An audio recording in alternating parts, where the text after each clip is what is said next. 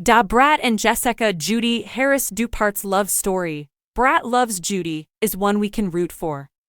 The iconic rapper Brat is going through the worst pain she's ever experienced in the Season 3 debut of Brat Loves Judy, a reality series that stars her and her lover Jesseca Dupart.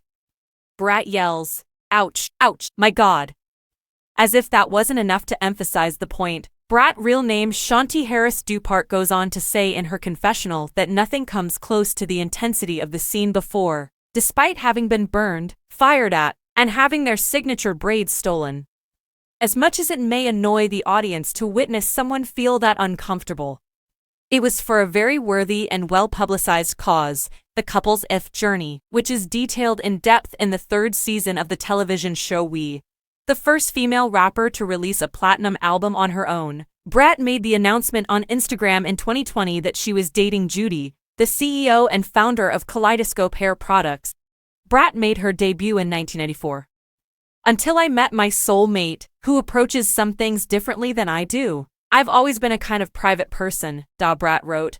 "I find myself in a daze a lot, hoping that I never get pinched to see if it's real so I can live in this dream forever," the person said. The LGBTQ+ community is more diverse than is frequently shown on television, and programs like Brat Loves Judy assist to fill in the gaps. While overall representation of LGBTQ+ regular and recurring characters on scripted series across all platforms is declining, GLAAD discovered that there has been an increase in queer representation among non-white characters in its annual Where We Are on TV report. That offers me a semblance of optimism, since I am well aware of the difficulties in trying to increase the portrayal of non-white LGBTQ people on television. On the other hand, I have long documented how Black LGBTQ characters are portrayed on television, and I have often observed that when it comes to the variety of ways that Black queer people are portrayed, for the kind of LGBT individuals I know, reality TV has given them just as many, if not more, chances than scripted TV in recent years. Even though I frequently hear the value of representation, I'm always curious about the kinds of content that are most supported and appreciated, as well as by whom. As Judy and Brat recount their story, I hope that more people will become aware of this program and support the two women who created it, especially in light of the difficult path they had to travel. Brat from Brat Loves Judy Season 3. Brat's sexual orientation had long been a source of conjecture, but she had only ever openly discussed her relationship with Allen Iverson years earlier. She had never seemed happier or been more forthcoming than she did in the interviews that followed that iconic Instagram post. Before Judy entered her life, Brat said in a 2020 interview with Variety, she always felt like being private is the better way to go. However, considering how open-minded Judy was about her own life, she refused to back down from publicly expressing her love. "You have to meet in the middle when you get with somebody, and my partner is a social media mogul," Brat remarked. "Oh my God, I just came out after 20-something years," I exclaimed. In a different interview for her YouTube series, Speak On It, Candy Burris, Brat stated that Judy would be my last partner, and she wanted to be clear about that. Brat had already made a smooth transition from rapper to radio and television personality years prior. He had worked as a co-host on Fox's syndicated Dish Nation, an executive producer on the reality show Growing Up Hip Hop, Atlanta, and eventually joined the cast of the show.